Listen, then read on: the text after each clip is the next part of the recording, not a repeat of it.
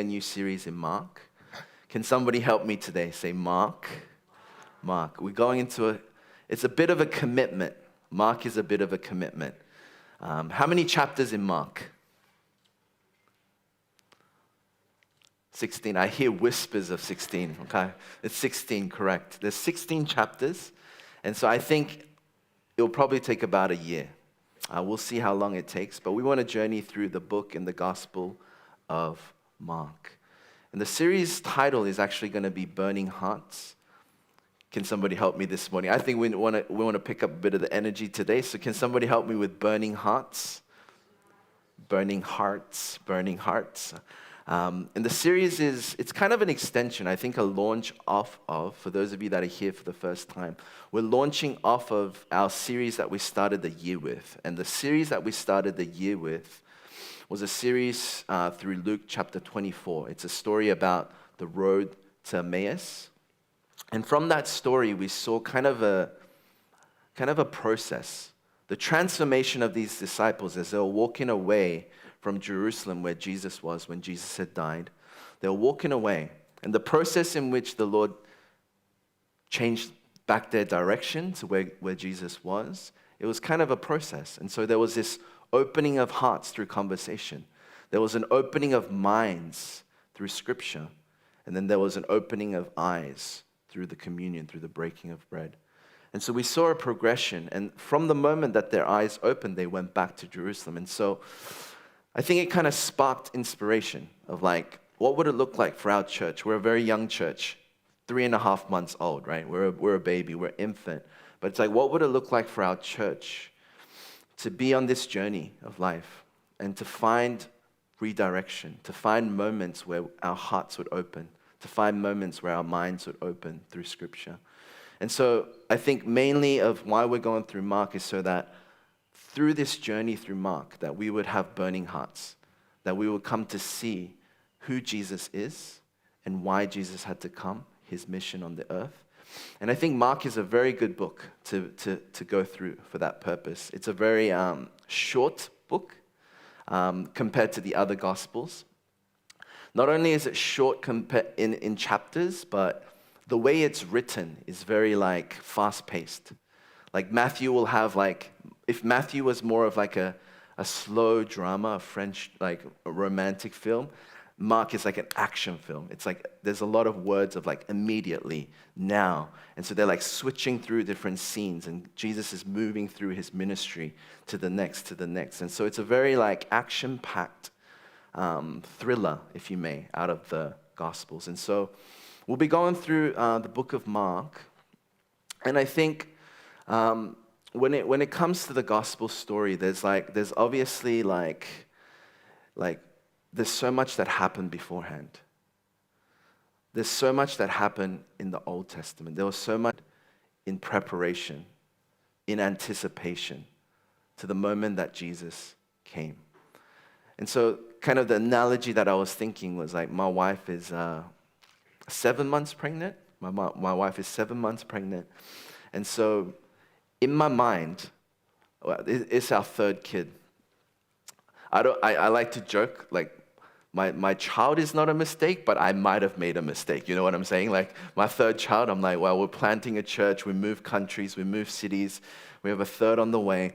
And so there's this, like, anticipation, this build up. It's a level of tension in my life where if I'm just lying down, I get reminded that there is a big event coming in March. And it's like when you're anticipating the birth, I think, birth is quite quick compared to the 9-month process, the lead up. You might have moments in the 9 months where you have a baby shower or you have a baby announcement and people come and you have like a day with your loved ones. You might have a gender reveal and it's like another party, right? And it's like, oh, it's another moment you remember, and then you have a baby shower, right? Preparing for the thing. So you might have these moments where it's like celebratory and you might remember, but there's nothing like, I don't want to speak on behalf of my wife because I'm not like, carrying the baby, but like when you are the couple yourself and you are going through a pregnancy, the lingering like tension that you feel of like, oh, something's coming. This expectation. It's there. There are for sure moments where, oh, is the baby coming? There are moments like that, but it's hard to explain. It's like there's still this, it's coming.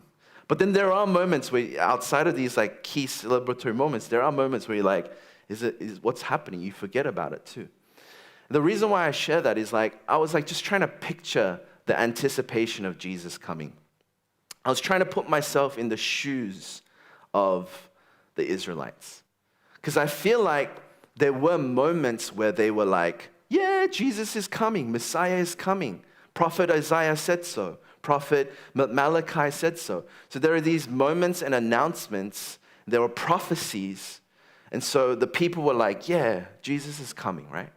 But then at what point we're human? At what point did the Israelites start saying, when is he coming?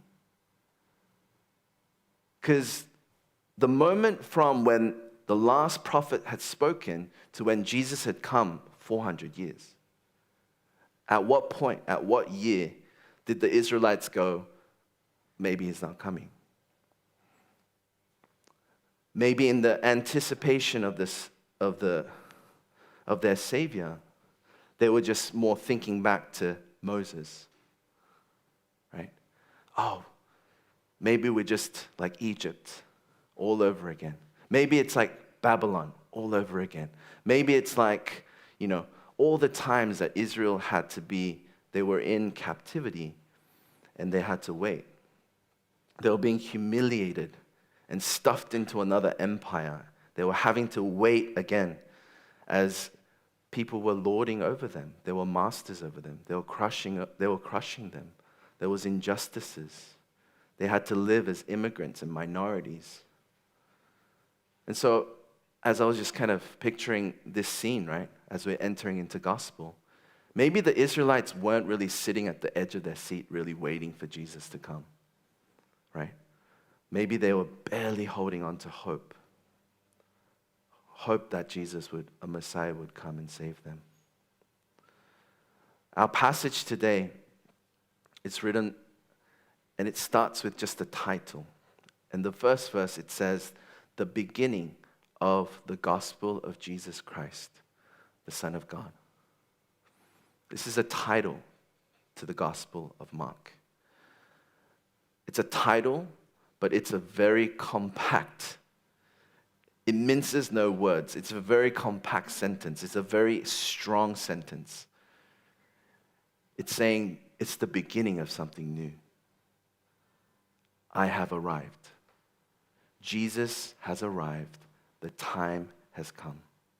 The time has come for Jesus, the Son of God, the Messiah, Yeshua, to come to the earth to fulfill all prophecy, all the things that they were waiting for, anticipating. This is the moment. This is the beginning. It's quite useful to note, I think, that the book, and we're going to kind of like weave in through, as we're going through Mark, we're going to be weaving through like parts of like the biblical history of the book, the authors. I think that's part of like going through a book. It's like the fun of it.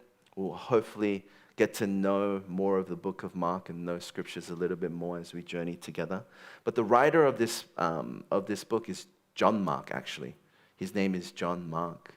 And for those of you guys that know John Mark, he's got a bit of a sketchy past in the New Testament, because he was one of the first companions to Apostle Paul and Barnabas, right? So the first missionary journey from Paul and Barnabas, they ended up they met John Mark and they took John Mark to one of the missions. And what ended up happening during that missions, for those of you guys that know, John Mark deserted them in the middle of the missions. And so one of the most like big disagreements that happened between Paul and Barnabas, because Paul and Barnabas became the greatest of allies, and Barnabas really like opened the door for Paul to do missions. He opened the door and he connected them to the rest of the disciples or the apostles.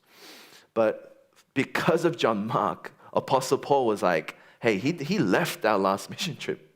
He bounced when we needed him the most. Like, we're not taking him on another important mission trip. And so Paul put his foot down and he's like, no, we're not doing it.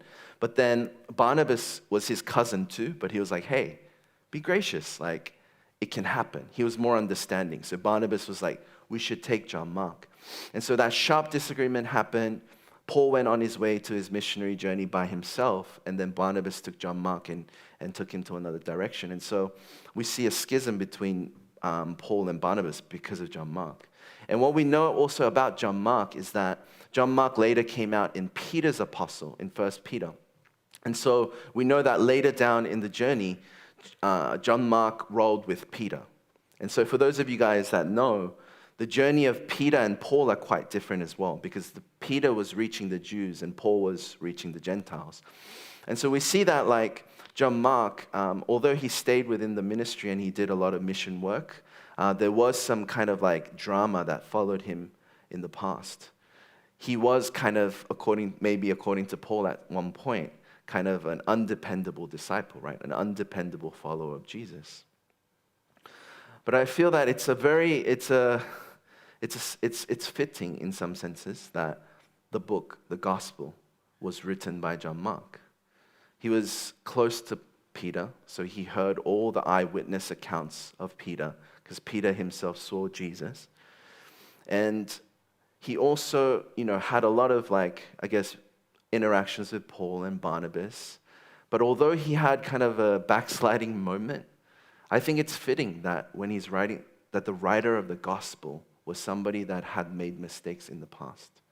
That God used John Mark to write one of the most important books that were ever written. And it's kind of in spirit with our Emmaus as well, that the two disciples that were walking the other way, Jesus walks alongside with them, redeems them, and uses their wrong direction, and he redirects them and uses them for his glory. And so even in the writer of Mark, we see the theme of gospel. We see the theme of grace. And, this long-awaited arrival of Jesus, this beginning moment for Jesus' ministry, it was good news. Can somebody say good news?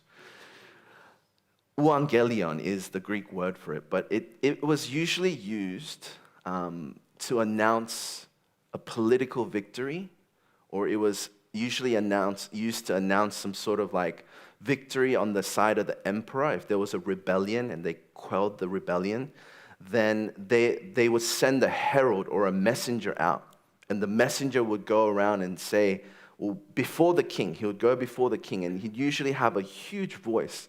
He'd have a loud voice, and he'd be like screaming out loud, and he's saying, the king has won, or we've won the war, we've won the victory.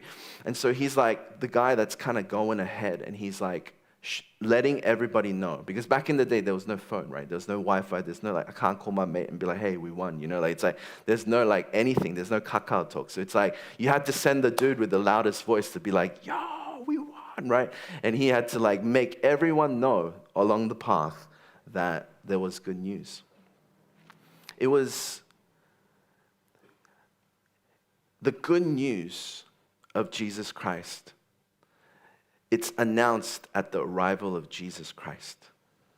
When Jesus Christ enters the scene, the good news came. The good news, it's the beginning of the good news that's being listed out in Mark, and that is the arrival of Jesus Christ. The person himself, as he has come into the scene, this is good news to the world. Now, I want you guys to kind of think about this not in a modern lens. We've grown up in church our whole lives. We know the Bible story. The Sunday school answer. We know the story. So we're like, good news, yeah. We kind of gloss over it. But I want us to think about this. As Mark is writing that this is good news to the people of Rome, what is he, what are the people thinking? There's sort of a mystery. To the people that are reading the original book of Mark and they're hearing this for the first time, there's a mystery, isn't there? There's a mystery of who is this man? Jesus, his name in Hebrew was Yeshua, God saves. Who is this God? Who is this? And Christ was Messiah in Greek. So who is this Yeshua, God saves, Messiah, Son of God? So he's the Son of God. There's divinity to his name. There's a mystery to this person named Jesus. There's a mystery. Who is he? And why is he here? This is the question that I want us to ask as we go through Mark ourselves as well. Who is Jesus? And why is he here? What's the identity of Jesus and what is the mission of Jesus? This is the driving question for us. To come to know Jesus is not to know about Jesus like we know Blackpink or BTS or our favorite LeBron James or whoever our favorite, I feel like everyone's interests are so different, so I'm probably missing a bunch, but it's like when we know a celebrity, we know about him, but do we really know him as a person? Do we know their heart? Do we know their mission? Do we know them intimately? And as we go through this chapter, I think one of the stories in Mark, right? In Mark chapter 4, there's a story of the disciples. They're on the boat, right?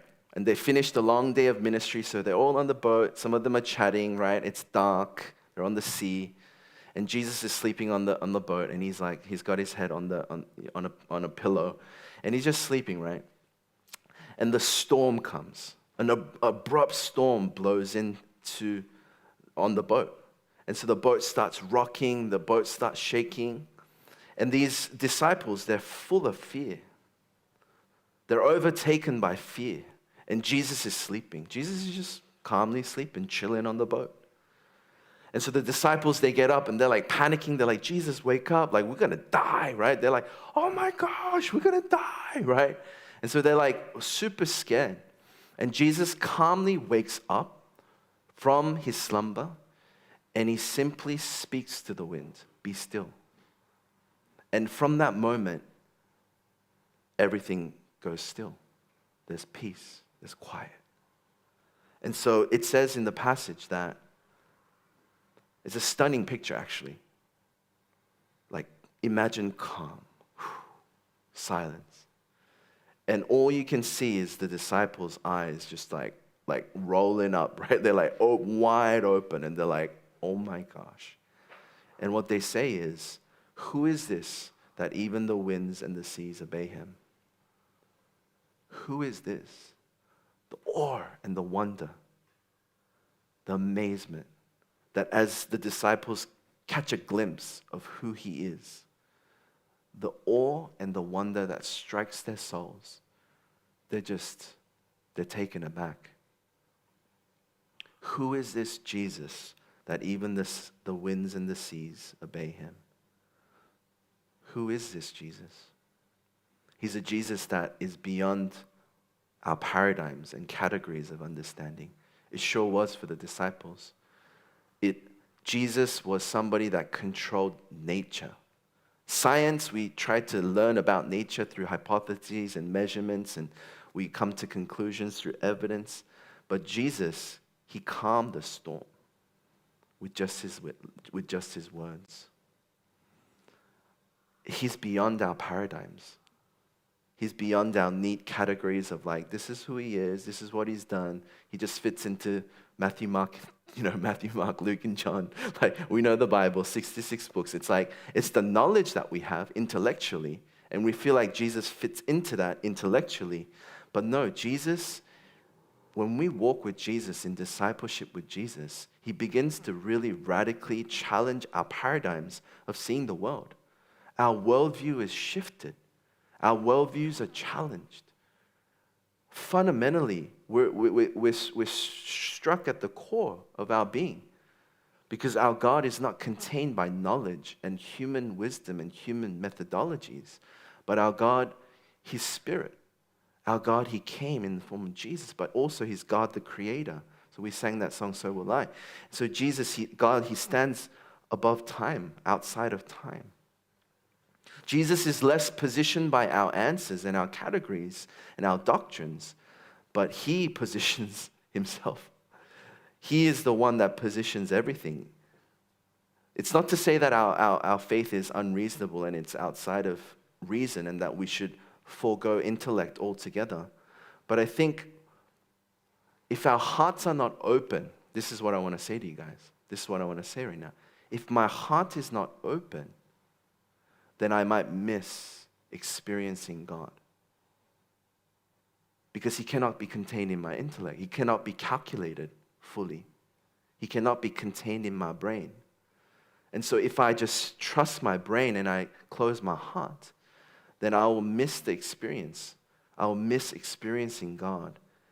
Opening up our hearts, opening up our minds, opening up our paradigms so that we can experience God. You see, the journey of discipleship with the disciples was a progressive opening of the disciples' minds. Jesus, through all of his ministry, as we'll see as we go through Mark, Jesus was always challenging the popular opinion. He was challenging the religious leaders. He was challenging what everyone thought was God and what the way of we should live and moral law, Torah, and everyone thought that they had it down, the system down. But Jesus, he was always challenging the paradigms and breaking their little neat systems. Jesus, when we talk about the gospel and the gospel of Jesus Christ, the beginning, when Jesus arrived on the scene, he himself broke all paradigm. That God himself, Son of God, would enter into history, into created being. He would write himself into the story. And he will write redemption history in this way. It was a to be continued. After every chapter, every ministry, it was more of a cliffhanger than a Netflix series that keeps you up till 3 a.m. What's a good Netflix series that you guys watch? Like the ones where I feel like modern day TV has done it really well, where they make you click the next episode. You guys know what I'm talking about? Like they just give you enough. I feel like we could learn from that. I feel like they do it so well where you binge watch shows, right? So that's why we don't have Netflix at home, at our place. No self-control, right? It's like when there's a good show that makes you watch it, it's so good. And it's all of history. I want us to see Jesus' life and his appearance and who he was is more riveting than the best Netflix show. God himself made himself a human. He entered history so that you and I could have a way out of this. For us to find meaning, for us to find security, for us to find life in its fullness here on this earth and also life eternal. He made a way because of sin, because of death, because of Satan. He came because there was no other way. So there's something riveting about this gospel that even in the title, in our first verse, it's a statement with a bang. The beginning of the gospel. Here it is. It's Jesus. Jesus, the Son of God. Jesus, the Messiah. He's revealing himself. The God of Israel is revealing himself in time. And it's kairos. It's the appointed time. It's the time that God had planned. It's the time that God had written. It's the time that God had prophesied. And this is our verse 2. Behold, as it is written in Isaiah the prophet, behold, I send my messenger before your face who will prepare your way. It is written. It was written in Isaiah. It was planned. It was intentional. God already, it was upon his heart to send his son to this earth, to live, to do ministry for 3 years, to die, to be resurrected. This was a story. This was what God was writing, and he wrote through Jesus Christ. I want to kind of give you a little bit more context about why it was also more a bit of a whoa back in those days. And that is from the belly of the beast of Rome, right? From Rome, there is these words were written. So Mark most likely wrote this in Rome. Now, by the time, some hypothesize and say that by the time that he wrote it, by the time Mark wrote it, that Peter and Paul had already died in Rome. They were martyred for their faith. And so the pen might have been heavy, right, for Mark to write and put onto paper the gospel and to announce the gospel to the world. the gospel that had killed, because it was written 80 years or so. Most scholars will say it was written 70 to 80 years after Jesus had died. And so most likely Paul and Peter had also been martyred, his friends or his seniors, right? Or the guys that he looked up to, his mentors. And also, usually the emperor from the time of, what's his name? Was it Caesar? Let me get his name. It was a Caesar. One of the Caesars, when they had won a major battle, he called himself the Son of God. It was Augustus. And so Son of God was a title that the Caesar used. It was Augustus that used this to say that I was the Son of God. And so when Mark writes Son of God, Jesus, it's a real, like, to Rome, it's like to the Caesar, to the emperor, it was like, yo, I'm the true king. I'm the real king. I'm the Son of God. It's a flex, right? So I'm the most powerful king. And the good news, it rests with me, not with you, emperor. And so Rome had martyred his friends, and Mark had written the announcement of Jesus. He had heralded the announcement of Jesus coming, and he had written it with that context of like, whoa. He was writing in Rome, to the empire, and he's saying the real king has come. In 1 Timothy chapter 1, verse 15, it says, "Here is a trustworthy saying that deserves full acceptance. Christ Jesus came into the world to save sinners, of whom I am the worst." Jesus came to the earth, and this is the words of Paul.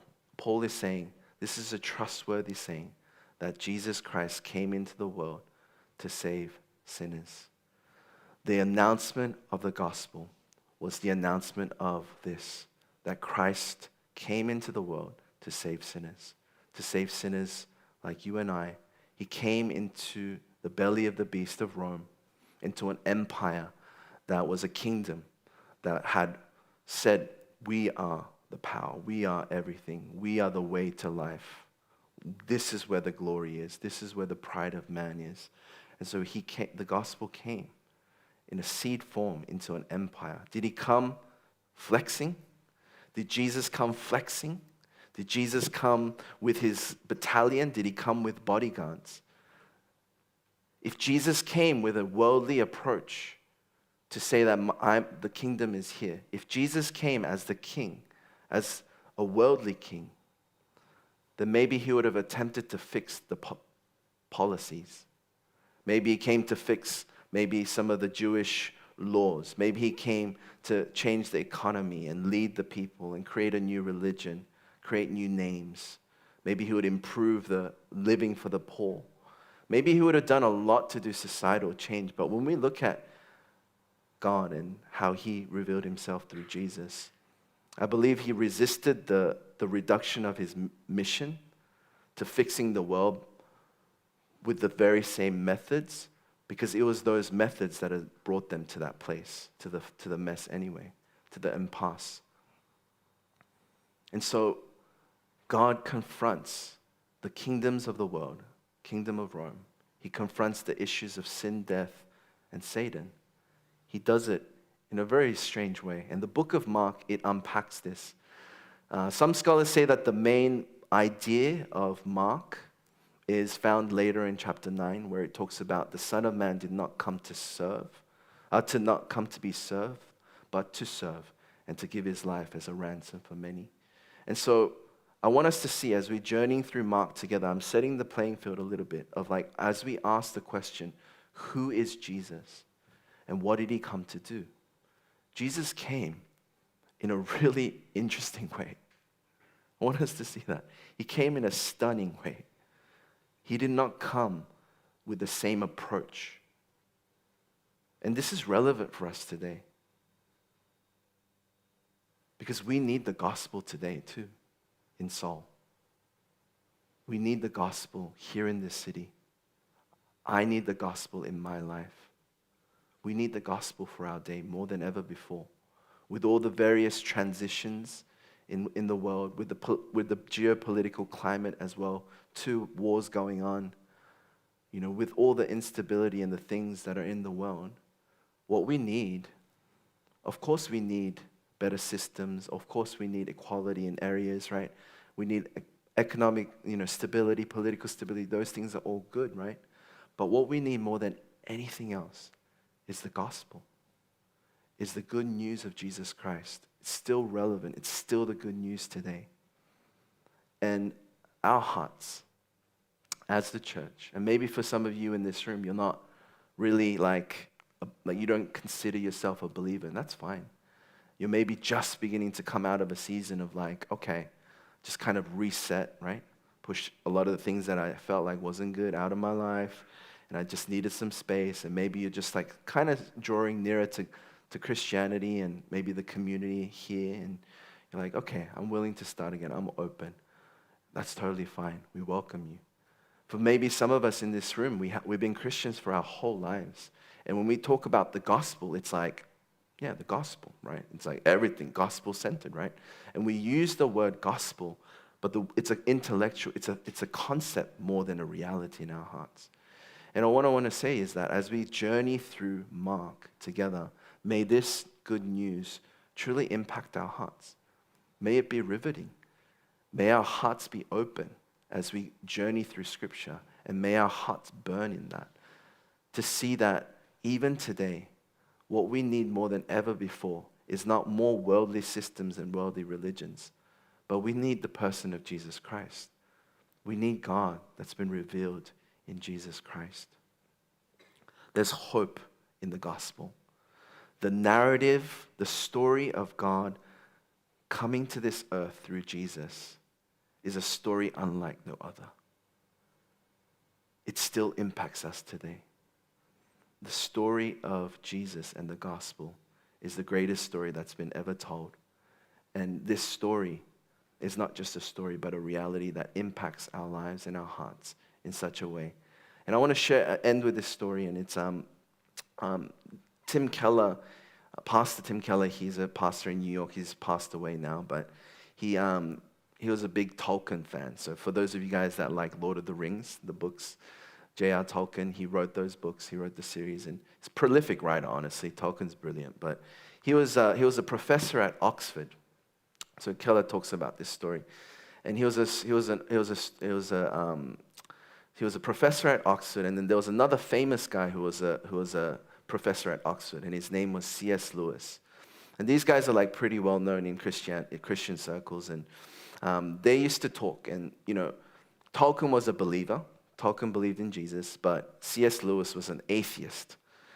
And so they didn't really have faith in common, but they did have one thing in common, and that was stories. They believed in the power of stories, of ancient stories, of epics, of fairy stories, and stories that talk about escape from death, stepping out of time, themes of resurrection, themes of the hero's journey. And they both agreed and understood that there was something deeply consoling about these types of stories, something that touched their souls quite deeply, and that we as humans, deeply long for something.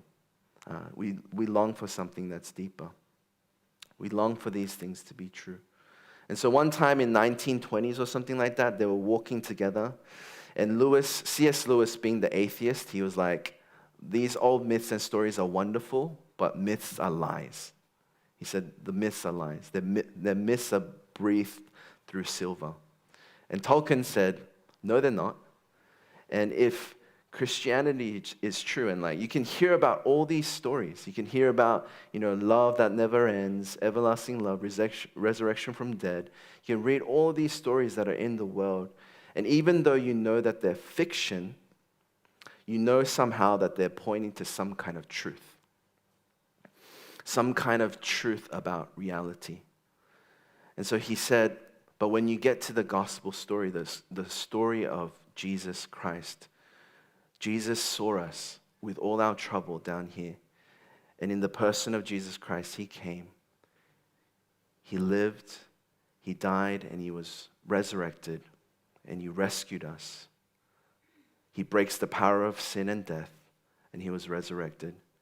Tolkien says that this is not one more story pointing to the underlying truth that's in the world, but this is the underlying truth to which all other stories point.